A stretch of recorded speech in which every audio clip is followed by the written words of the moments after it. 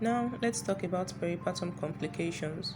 Truly, no woman should die giving life. It is within our reach, it is in our hands. So, what are peripartum complications? These are undesirable events that take place around the time of childbirth. The peripartum period is a term for the time around childbirth, that is shortly before, during, or after. It is a period of rapid changes in the mother, her fetus, or her newborn baby.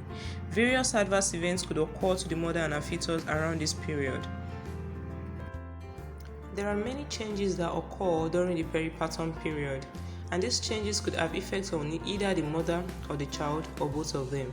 However, we'll be focusing on the changes that affect the mothers, especially the ones that cause deaths. So, what are these maternal peripartum complications?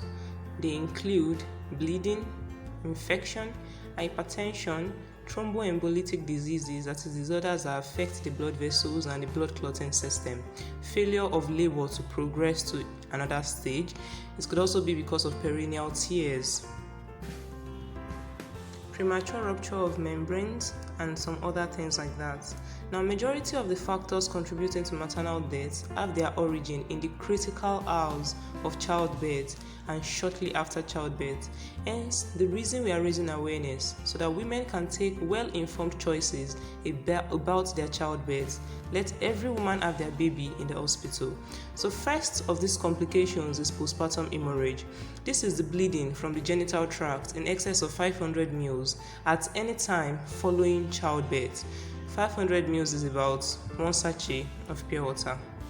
Now, it can occur within 24 hours after delivery or up to 12 weeks later. It is a major cause of maternal death in both developing and developed countries. However, it is a leading cause of death in developing countries like Nigeria. So, what are the causes of this bleeding? One, atonic uterus, where the uterus fails to contract and compress the uterine blood vessels after birth. It could be retention of placental tissues, prolonged labor, multiple pregnancy, large babies, or excessive amniotic fluid. Other causes are placenta previa, poorly conducted or inducted labor, general anesthesia, full bladder, many other things. And in fact, sometimes the cause is even unknown. We just find this woman bleeding. Sometimes it could be because of bleeding disorders, fibroids, and some other things. So you may want to ask, how will you know that a woman is bleeding excessively? Sometimes you can see it that the bleeding is too much. Sometimes the woman collapses. However, some other subtle signs to watch out for are paleness, rising pulse rate, falling blood pressure, drowsiness in the mother, and so on and so forth. How will you manage a patient? Now, most times these things are managed best in the hospital. The doctor will first have to arrest the bleeding, and they may use bimanual compression or administration of uterotonics. And other things is to give fluid or blood or to manually remove the placenta. And all of this cannot be done at home. So always go to the hospital. What are the possible outcomes? It depends on the degree of bleeding, the timing, and the response to interventions. So if the bleeding is too much, sometimes we are still able to salvage the situation. However, whether a patient lives or not, they need a prompt medical attention.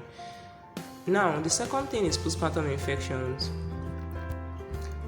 Now, during childbirth or immediately after, some microorganisms find their ways into the female's tract, and so they can cause infection there from any time after 24 hours up to 10 days after delivery.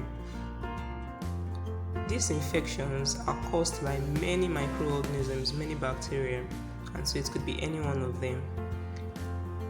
So what are the things that makes a woman likely to get an infection after delivery?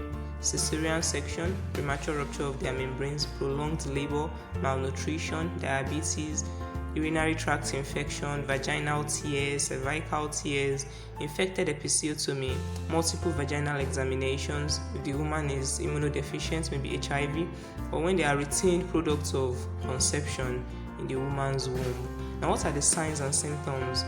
Fever, lower abdominal pain, foul-smelling vaginal discharge, and other signs of infection like changes in the blood pressure and pulse rate of the woman.